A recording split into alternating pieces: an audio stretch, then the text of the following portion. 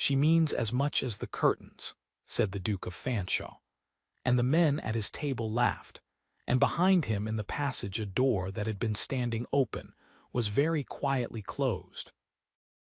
He heard it close. He knew in the half-second afterwards exactly what it was. He had lived with that door for 11 months and knew every sound it made. And he knew that his wife had been bringing in the port herself, because the under-butler had been sent to bed with a fever, and she never could be persuaded that the mistress of a house does not carry trays. "Fanshawe, you are a brute," said Sir Hugo Netherby comfortably from the other end. "But you are honest, and it does you credit. A man marries where he is obliged, and there's an end. Nobody expects a duke to be sentimental about a shopkeeper's girl." "An apothecary's girl," said somebody else. "There is a distinction." "Is there?" Lycan Fanshawe sat at the head of his own dinner table with 11 of the most agreeable men in England, and did not correct a single one of them. He had married her the previous February. His father's estate had come to him strangled 3 mortgages, a lawsuit, and a codicil so absurd that his own attorney had laughed aloud in reading it. That the Fanshawe unentailed lands should pass to Lycan only upon his marrying, within the year, a woman of the Vosper family, to whom, said the codicil, the late Duke owed a debt he had been too proud to pay in life. The debt was this, that when Lycan's mother was dying, and no physician in the county would come out through the snow, an apothecary named Vosper had walked 6 miles in it, and sat up with her for 2 nights, and would take nothing afterwards. Vosper was dead. Vosper had left a daughter of 22, a shop in a market town, and a dispensary at the back of it, where the poor of 3 parishes were physicked for nothing. Lycan had ridden over to that shop in the January expecting to find a scheming woman, and had found Adela Vosper making up a lotion, in an apron, who had heard him out to the end and then said, "Your Grace, that is the most dreadful proposal any woman has ever received, and if it were only about the money I should refuse it. But my father's dispensary will close in 6 weeks for want of £40, and if I marry you it will not close. So I shall say yes, and I shall say it plainly, so that neither of us has to pretend afterwards that it was anything else." They had been married 3 weeks later, and then a thing had happened for which he had made no allowance whatever. She had turned out to be the best thing in his life, and he had been ashamed of it in front of his friends. He did not sleep that night. He told himself she had heard nothing. The port had been brought in after all and set down, and the door closed, and there had been no sound of anything dropped or broken. He came down at 8, and the house was empty. Not empty as a house is empty at 8 in the morning. There was no fire in the breakfast room. There was no fire anywhere. The hall grate was cold and swept. The shutters in the long drawing-room were still closed. There was no hot water, no post laid out, no coffee, no bread, and no sound of any kind except a clock. He rang. Nothing happened. He rang again and then went down to the kitchens himself, and found them scoured, banked, and vacant, with every key on the table in a row, and a slate propped against them on which somebody had written, in a careful hand, that the tea and sugar had been weighed off and checked, and the cellar locked, and the inventory was in the housekeeper's book. Pym, his own valet, was standing in the doorway looking as though the world had come to pieces. "Where are they?" "Gone, Your Grace," Pym swallowed. "The cook, both the kitchen maids, the 2 housemaids, the laundress, the dairywoman, rid from the stables, and his boy and Mrs. Clute, 9 of them. They went with Her Grace at 5:30. "Went where?" "Her Grace's own people, Your Grace. She engaged every one of them out of Vosper's town. Most of them she has known since they were nothing." Pym's voice cracked in a way Lycan had never heard in 19 years of service. "Forgive me, sir. Mrs. Clute said she said the mistress had asked nobody to go with her. She said the mistress was very particular about that and told them all to stay and keep their places. They went anyway. Lycan Fanshawe stood in his own cold kitchen and felt the floor of his life tilt. He found the note upstairs in her room, on a bed that had been made up as neatly as a hospital cot. On the coverlet were the drawing-room curtains, 8 lengths of dark green stuff, taken down, brushed, folded square, with the rings threaded on a cord and the whole tied about with tape. She had made them in the spring herself, with the 2 housemaids, out of stuff bought at 11 shillings the yard, because the old ones had been eaten to lace by moth, and there had been no money for anything better. The note was 1 line, and it was not addressed to him. These belong to the house, and so do the rest of the things in it, and nothing in this room was ever mine. She had left her wedding ring on top of it. He rode to the market town that afternoon and was told at the shop, by a boy of 15 sweeping the step, that her Grace was not receiving. He rode over again on the Thursday and was told the same. On the Saturday he stood in the street outside the dispensary window for 20 minutes and saw her through it, in her apron, with her sleeves turned back, weighing something on the little brass scales, and he saw her look up and see him, and he saw her go on weighing. He did not knock. That, at least, he understood, that a man who has said such a thing in his own house does not get to make her refuse him at her own door in front of her own neighbors.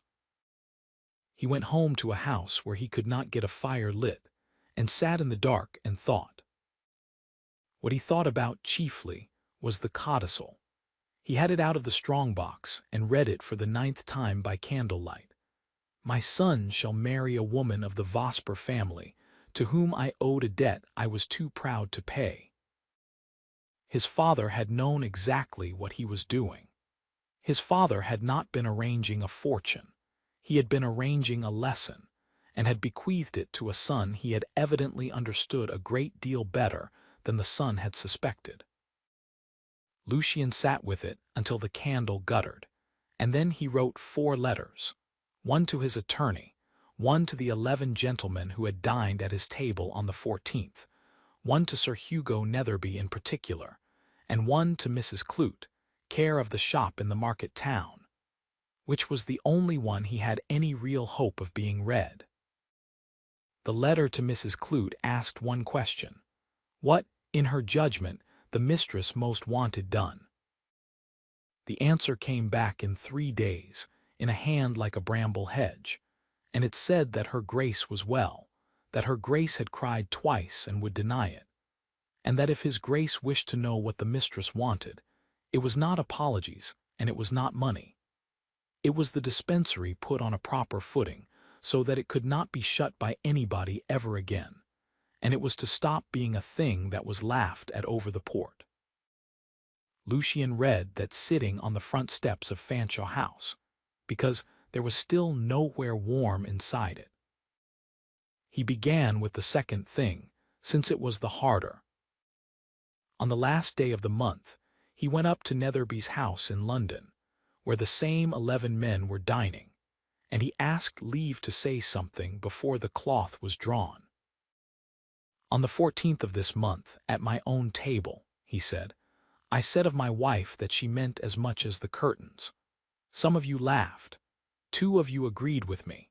I said it because I am a coward, and because it is easier to be thought hard than to be thought fond of a woman that this room considers beneath me.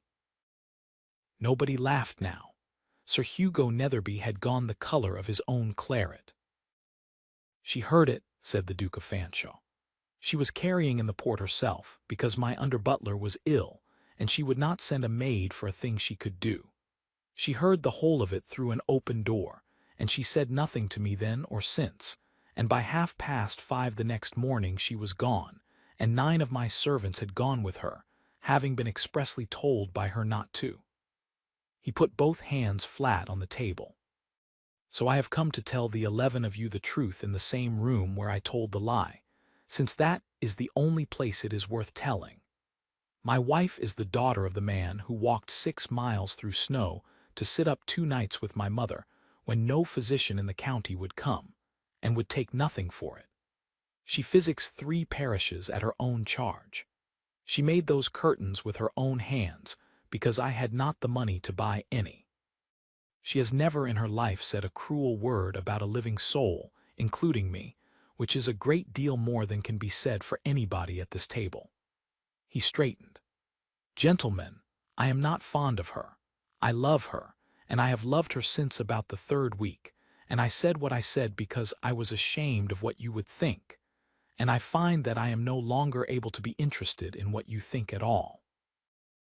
He bowed and left before the fish, and by the following week the story was all over London, and the curious thing, which he had not expected in the least, was that it did him no harm whatever. Society, which will forgive a man almost nothing, will forgive him a genuine humiliation freely undertaken.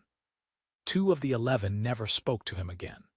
Sir Hugo Netherby wrote him a stiff, decent, 3-line note that ended with an apology, and Lucian kept it. The first thing, the dispensary, took 2 months, and a great deal of money he did not, strictly, have. He did not send it to her. He knew better than that by now. He went instead to the market town, to the attorney there, and had a trust drawn. The freehold of the shop and the 2 houses adjoining, conveyed in perpetuity to trustees, for the maintenance of a free dispensary in the name of Josiah Vosper, apothecary. £200 a year charged upon the Fanshawe rents, irrevocably ahead of every other claim. The whole management vested in one person and one only, Adela Vosper, for her life, with the power to appoint her successor. He signed it. He had the deeds enrolled. And then, because there was one more clause, and it was the only one that mattered, he had inserted at the end that the trust and the income should stand whether or not the said Adela Vosper ever again resided under the roof of, spoke to, or acknowledged the said Duke of Fanshawe.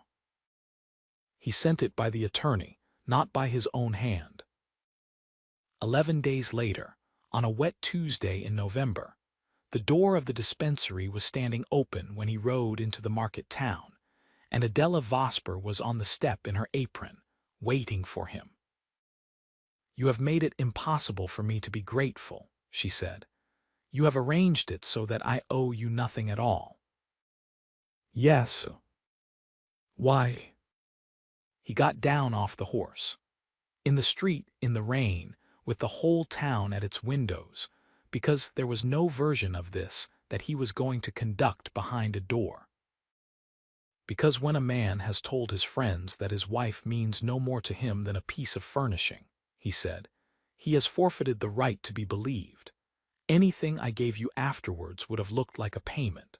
So I have given you the one thing that cannot be taken back and does not depend upon me in any way, and now, having no hold over you whatever, I can ask." He took off his hat. "Come home. Or do not come home, and let me come here on Tuesdays for the rest of my life, and I shall count it a bargain.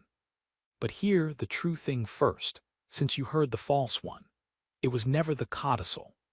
I would have married you in the January if there had not been a penny in it, and I have known that since the 3rd week of February, and I was too small a man to say so at my own table." Adela stood on the step, with the rain darkening her apron. "9 of them went with me," she said unsteadily. "I told them not to. I told them all to stay and keep their places, and Mrs. Clute looked at me and said, her voice went, she said, 'And who will look after you then?' And I have thought about that every night since, because nobody had ever asked me that in my whole life. Not my father, God rest him, not you." "Then let me be the one who asks it," said Lucian Fanshawe, "every morning for the next 40 years. She came home in the December. She came on her own terms, and there were 3 of them, and he agreed to all 3 before she had finished the first, that she should be at the dispensary 2 days in every week for as long as she was able, that no one should ever again be received at Fanshawe House who spoke slightingly of the man who walked through the snow, and that the drawing-room curtains, which had been folded on a bed for 9 months, should be hung back up exactly as they were, at 11 shillings the yard, and never replaced. They were still hanging there 38 years later, sun faded to a soft gray-green along the folds, and the Duchess of Fanshawe would not hear of new ones. Visitors sometimes remarked that they were the shabbiest thing in a very fine house. "They are," the Duke would agree. "My wife made them. There was a time when I told a room full of men that she mattered as much as those curtains, and I have spent the rest of my life discovering that I had it precisely the wrong way round, for the house is only stone, and the curtains are only stuff, and she is the whole of the light in it.